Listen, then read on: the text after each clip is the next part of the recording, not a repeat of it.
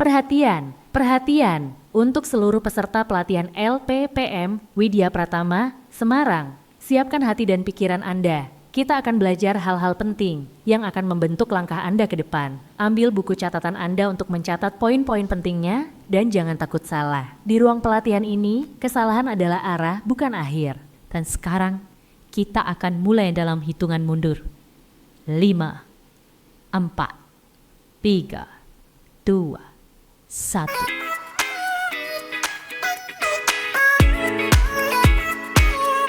Ya, selamat pagi tim LPPM Widya Pratama. Apa kabarnya?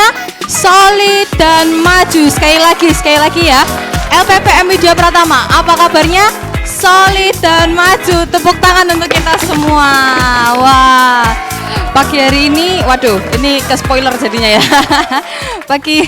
Pagi hari ini kita akan kembali ya pada season level up nih. Saya udah kangen ya menyiapkan materi soal level up ya.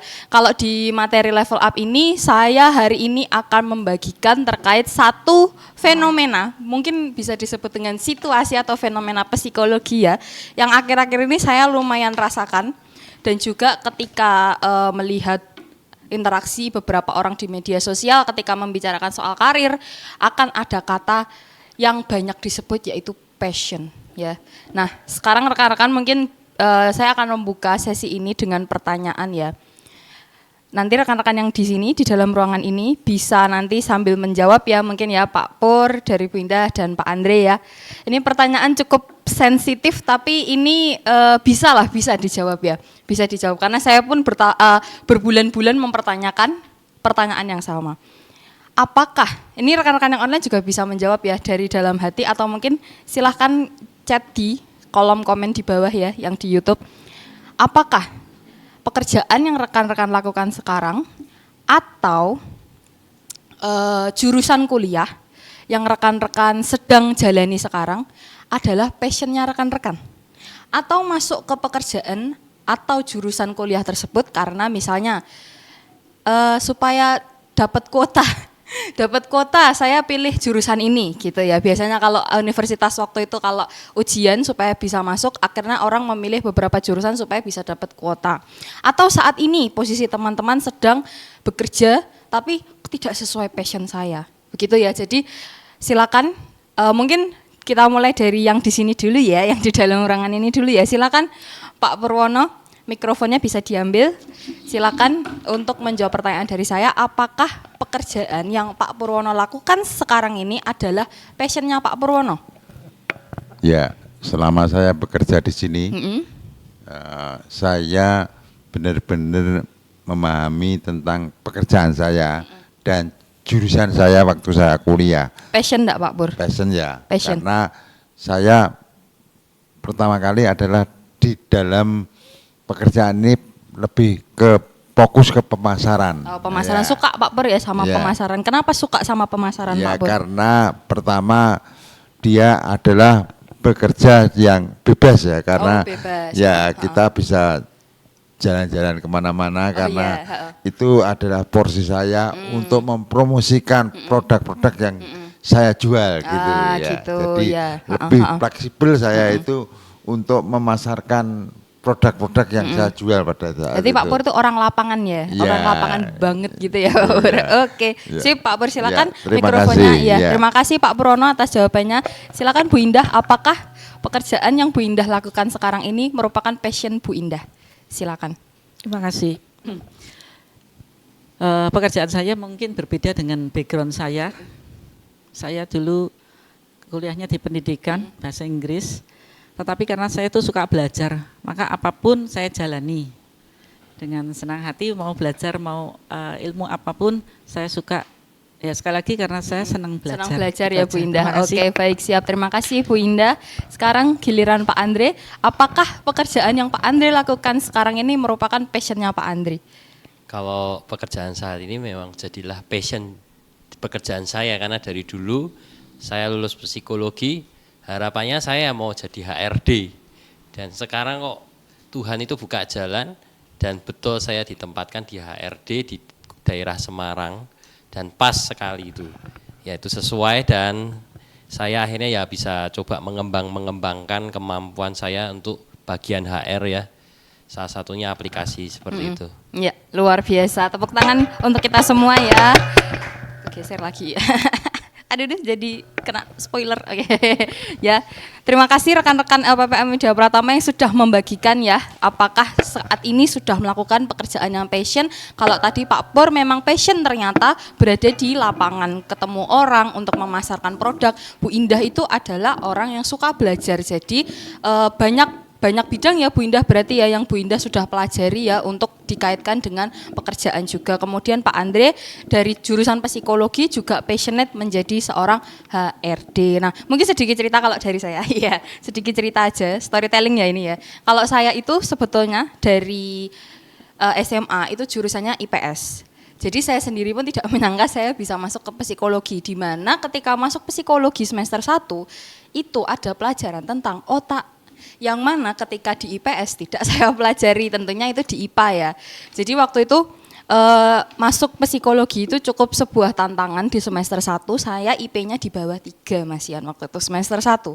Tetapi awalnya saya tidak menemukan gairah dalam berkuliah di bidang psikologi karena saya enggak ngerti, tidak mudeng gitu. Ini tuh psikologi itu tentang apa sih? Apa sih manfaatnya psikologi itu untuk dipelajari? Kemudian saya muncul pertanyaan, apa sih manfaatnya psikologi itu buat orang lain? Nah, sejak saya fokus kepada ilmu yang saya pelajari itu berguna buat orang lain, apakah berguna buat orang lain, saya keinginan untuk belajarnya jadi lebih tinggi. Jadi lebih nambah, mungkin bukan tinggi sempurna ya, tapi lebih nambah. Jadi ketika saya masuk ke semester 2, semester 3, semester 4, puji Tuhannya IP saya selalu 3. Jadi cuman semester 1 di bawah 2 karena itu masih mempertanyakan jati diri tuh. Masih mempertanyakan, ini sebenarnya ilmu tentang apa sih? Ini sebetulnya saya belajar tentang apa sih gitu ya. Nah, termasuk ketika saya melamar ke LPPM Widya Pratama, saya melamar itu sebagai HR staff. Padahal ketika saya kuliah, saya itu paling anti sama HR yang bagian psikologi di bagian organisasi dan perusahaan. Karena saya selalu melihat berita, kalau perusahaan itu sering mengalami konflik tuh HRD-nya duluan yang dimajuin. Jadi saya sebagai orang psikologi ngeliat, waduh lah kok saya khawatir ya kalau saya masuk perusahaan. Jadi saya setiap ditanya, kamu mau psikologi nanti fokusnya ke arah mana, saya selalu jawab psikologi klinis. Tapi lihatlah di mana saya berada, saya justru malah senang sekarang berkecimpung di dunia SDM, di dunia HRD. Jadi passion itu kalau saya nilai ya, passion itu dari diri saya sendiri adalah mungkin bukan dari awal banget nih, titik awal banget kita lahir bread gitu terus langsung punya passion gitu kan, enggak. Ternyata passion itu juga bisa kita dapatkan ketika perjalanan hidup kita berjalan, kita mempelajari sesuatu tuh ternyata kok aku seneng ya di sini gitu ya. Nah, topik soal passion ini sering dibahas oleh anak-anak, terutama anak-anak Gen Z ya. Apakah ini aku tuh kerja nggak sesuai passionku ini gitu kan? Itu sering tersebut di interaksi di media sosial, saya cek gitu ya. Saya cek gitu ya, sering disebut soal passion. Nah, kita akan mempelajari tentang harmonisasi passion. Ini adalah salah satu teori yang saya baru tahu bahwa ternyata bahkan ada skripsinya. Ada orang-orang skripsi yang mengerjakan soal hubungan harmonisasi passion dengan beberapa hal seperti dengan kebahagiaan karyawan, dengan produktivitas karyawan. Jadi dikaitkan variabelnya seperti itu. Nah, sekarang akan kita bahas ya tentang harmonisasi passion. Jangan kaget ya rekan-rekan, itu ada efeknya bagus ya. Oke. Nah sekarang kita masuk ke bagian abstrak ya. Mungkin rekan-rekan kalau yang sering surfing ya, sering berselancar di Pinterest itu mungkin teman-teman pernah nemu quotes, love what you do what you love. Cintai apa yang kamu kerjakan dan kerjakan apa yang kamu cintai. Itu mungkin ada ya rekan-rekan beberapa menemukan quotes seperti itu. Awalnya tuh saya ketika dikasih tahu ibu saya soal quotes tuh saya bingung. Masa kita bisa sih mencintai yang kita lakukan padahal kita ngelakuin aja awalnya terpaksa gitu loh, kayak apakah bisa kita mencintai sesuatu yang kita lakukan tapi awalnya kita tuh enggak mudeng itu bahkan apa gitu. Nah, ternyata setelah saya menjalani sendiri di psikologi, saya jadi suka sama psikologi. Mungkin kalau dibilang cinta agak berlebihan ya, tapi suka saya sama ilmu psikologi. Di mana saya bisa memahami soal manusia, saya lebih ketika seseorang memilih suatu tindakan, itu saya tidak langsung menghakimi. Saya berusaha memahami cara pikir orang tersebut.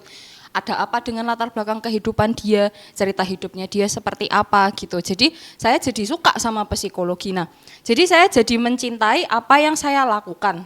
Kemudian lakukan apa yang kamu cinta. Nah, fenomena itu menggambarkan keselarasan antara motivasi intrinsik, nilai pribadi, dan tujuan hidup. Nah, saya dulu juga ketika ditanya tujuan hidup ya, mungkin kalau Tia 4 tahun yang lalu disuruh ngisi form lamaran LPPM Widya Pratama ditanya visi misi, enggak tahu. Pasti enggak tahu, pasti dikosongi ya. Tapi ketika sudah menjalani di psikologi sendiri, saya bisa ngisi visi misi. Saya tahu, saya jadi ngelamar HR karena saya pengen berkecimpung di dunia SDM. Jadi saya bisa tuh ngisi visi misi gitu ya. Jadi selaras ya mungkin ya bisa dibilang ilmu dan passion saya ke arah HRD sekarang itu ternyata selaras. Nah, keselarasan ini menghasilkan kepuasan hidup yang lebih tinggi. Kalau saya jadi ada alasan untuk bangun di pagi hari dengan semangat karena saya tahu bahwa saya ingin bekerja untuk di bidang SDM gitu ya. Ada semangat hidupnya lagi gitu ya. Keterlibatan yang berkelanjutan serta integrasi identitas yang lebih kuat. Kita jadi lebih punya identitas. Saya jadi bangga loh kayak, kamu kerja apa gitu, saya bilang HR gitu. Jadi rasanya tuh kayak bangga gitu mempromosikan diri, kita punya identitas sebagai staf HR, sebagai HR, sebagai bidang SDM, personalia. Nah, rekan-rekan mungkin yang sekarang sudah bekerja di sudah bekerja sesuai passionnya, mungkin pasti bangga ya kayak, kamu kerja apa? Aku jadi bankers sekarang. Wah, itu kan bankers itu kan kayak label yang keren gitu ya, bankers. Jadi kita punya identitas kuat yang bisa kita banggakan. Nah, ada teorinya itu adalah namanya teori harmonisasi passion dan motivasi atau disingkat dengan HPM. Kalau di bahasa Inggris itu HPMA. Nah, berpendapat bahwa individu yang memiliki hubungan harmonis antara passion atau gairah ya dan aktivitas sehari-hari akan mengalami kesejahteraan psikologis yang lebih baik. Jadi bisa saya simpulkan ketika seseorang itu bangun pagi kemudian melakukan aktivitas yang dia sukai, dia itu akan bergairah. Dia akan punya semangat, dia akan punya ide-ide kreatif terkait dengan pekerjaannya tersebut. Nah, akan mengalami kesejahteraan psikologis lebih baik dibandingkan mereka yang hanya terdorong oleh motivasi ekstrinsik atau motivasi dari luar ya atau tuntutan sosial. Nah, seperti itu abstrak untuk teori harmonisasi passion dan motivasi ini. Kita akan lanjut. Jadi ada konsep inti dari materi hari ini, yaitu ada 4. Angka 4-nya mohon maaf hilang ya, rontok angka 4-nya. Yang pertama adalah motivasi intrinsik atau motivasi yang datang dari dalam diri, kemudian ada passion, nomor 2, ketiga ada integrasi identitas, yang keempat adalah feedback loop gitu ya. Nanti kita akan masuk satu-satu membahas konsep inti dari harmonisasi passion ini.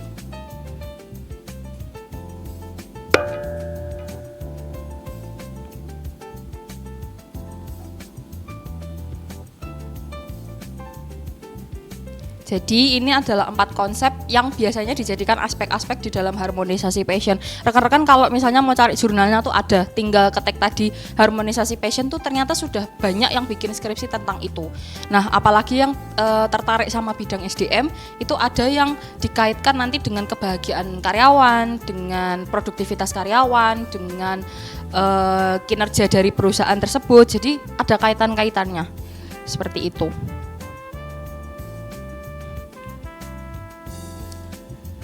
Sudah Pak Bud?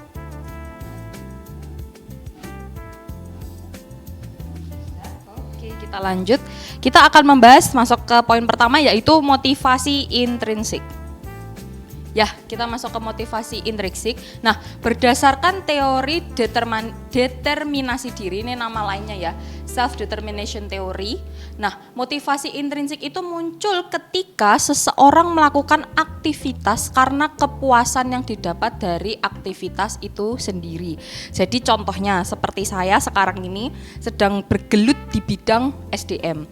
Nah, mungkin orang yang tidak terlalu tidak terlalu suka rutinitas SDM yang rekrut terus harus bacain CV, mungkin akan kayak, aduh aku kok jenuh banget ya. Tapi kalau saya suka, saya suka bacain CV orang karena seperti saya baca cerita kehidupan orang, karirnya mereka seperti apa, kemudian latar belakang pendidikannya mereka bagaimana, saya suka gitu. Dan saya mendapatkan kepuasan ketika ternyata misalnya orangnya yang saya ajukan, misalnya saya minta untuk e-tes, kemudian dia mengerjakan dan hasilnya disarankan tuh ya agak seneng gitu ya, wah disarankan gitu.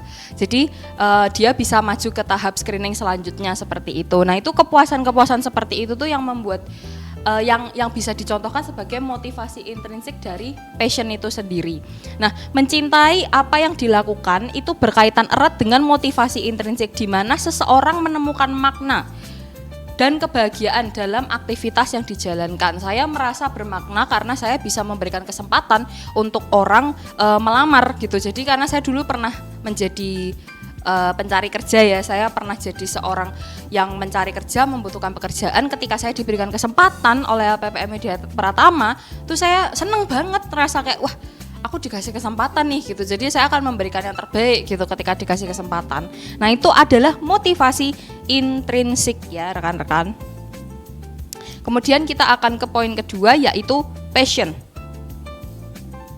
Nah poin kedua adalah passion atau gairah. Nah jadi kalau di teorinya model dualistik passion, jadi passion itu ada dua, yaitu ada passion harmonious, aktivitas penting namun tidak menguasai diri sepenuhnya. Kemudian yang kedua adalah passion obsesif, di mana aktivitas itu cenderung menguasai diri dan menimbulkan konflik internal. Jadi passion obsesif ini nanti punya kecenderungan jadi burnout. Ya, jadi ketika kita tidak bisa menguasai diri, kita terlalu kerja overload karena kita menargetkan diri terlalu banyak, akhirnya kita punya potensi untuk jadi burnout yang passion obsesif ini ya.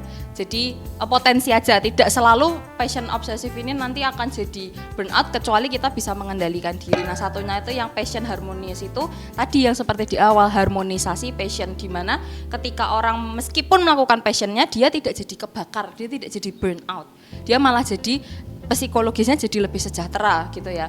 Melakukan apa yang dicintai itu mencerminkan passion yang harmonis, di mana aktivitas itu menjadi bagian alami dari diri sendiri tanpa mengganggu keseimbangan hidup. Jadi ketika bekerja, rekan-rekan malah capek terus, marah-marah terus, makanya rasa dirinya itu tidak enak terus gitu ya. Itu mungkin perlu dicek lagi, kenapa kok saya merasakan hal-hal seperti ini ya dalam diri saya, kok malah saya jadi lebih capek, lebih cepat marah-marah, saya tidak enjoy dalam bekerja. Itu perlu dicek lagi kenapanya. Oke, itu namanya passion ya.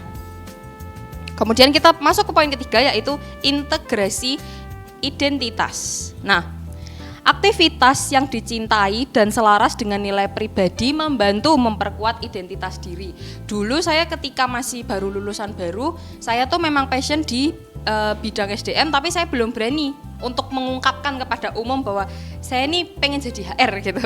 Belum berani karena kayak emang kau bisa apa gitu kan pastinya. Orang akan mempertanyakan value tersebut. Karena ketika saya sudah berkecimpung di dunia SDM, saya sekarang bangga kalau ditanya, kamu kerjanya apa, di bidang apa, staf HR, saya bidang di SDM gitu ya. Jadi integrasi identitas ini, passion itu memperkuat identitas kita yang bisa kita banggakan seperti tadi yang saya ucapkan di awal ya. Mencintai apa yang dilakukan menunjukkan bahwa aktivitas mencerminkan siapa diri kita sebenarnya. Nah kemudian kita akan masuk ke poin nomor 4, yaitu feedback loop ya. Feedback loop itu adalah emosi positif dari mencintai aktivitas, meningkatkan keterlibatan, kreativitas, dan rasa atau flow.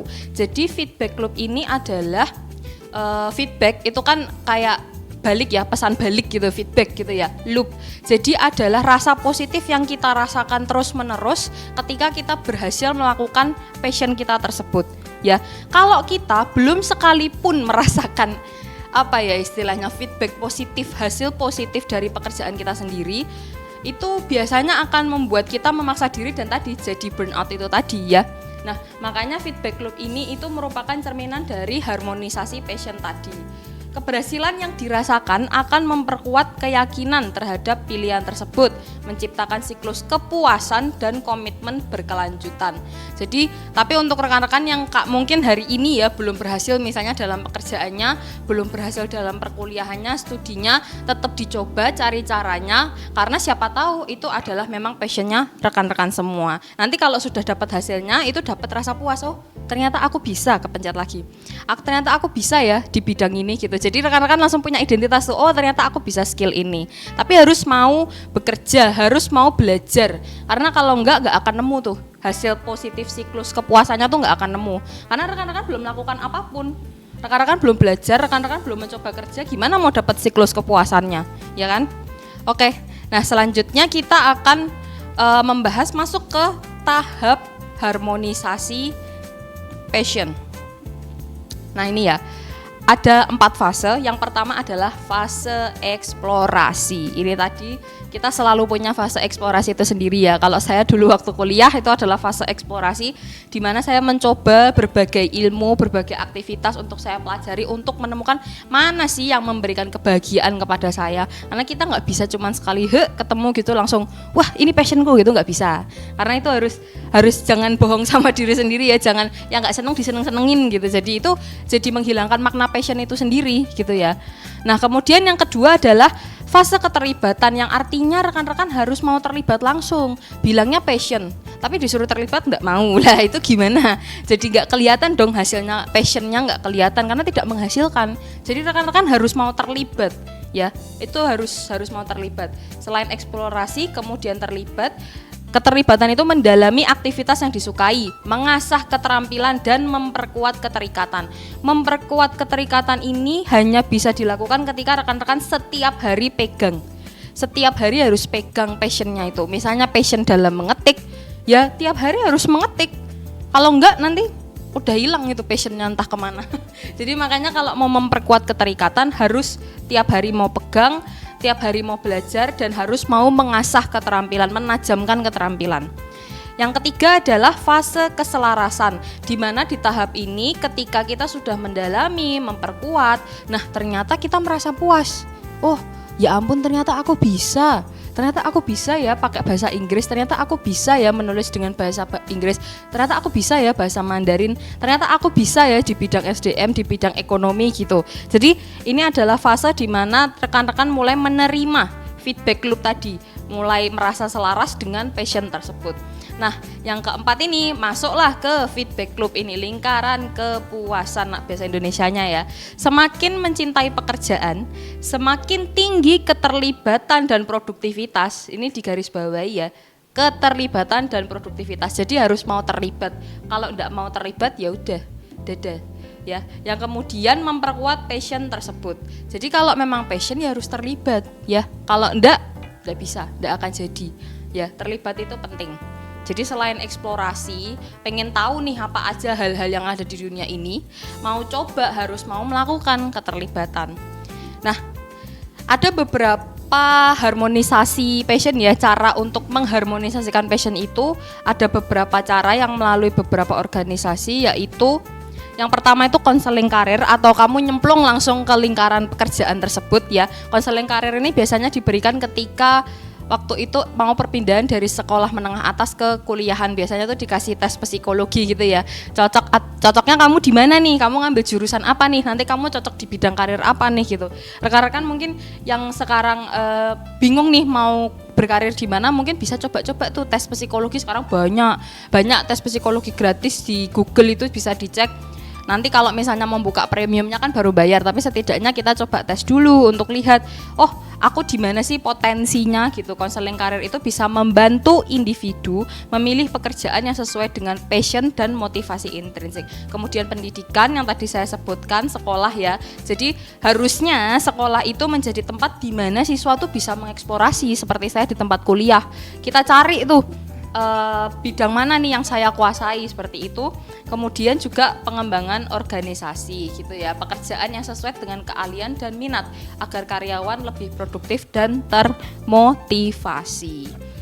Nah, apa sih tapi tantangan dari passion itu sendiri? Ada tantangannya ya, ada 3 ya. Yang pertama, tidak semua orang itu punya kebebasan untuk melakukan apa yang mereka cintai.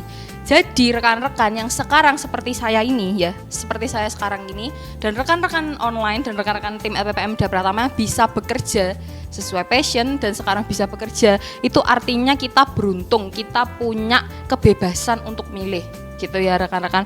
Karena adanya hambatan di ekonomi, sosial, dan sistemik, jadi beberapa orang terpaksa harus melakukan sesuatu yang nggak dia passion. Karena ya mau nggak mau dia harus menopang ekonominya, entah ekonomi keluarga atau ekonominya diri sendiri, kemudian tuntutan sosial dan juga tuntutan sistem.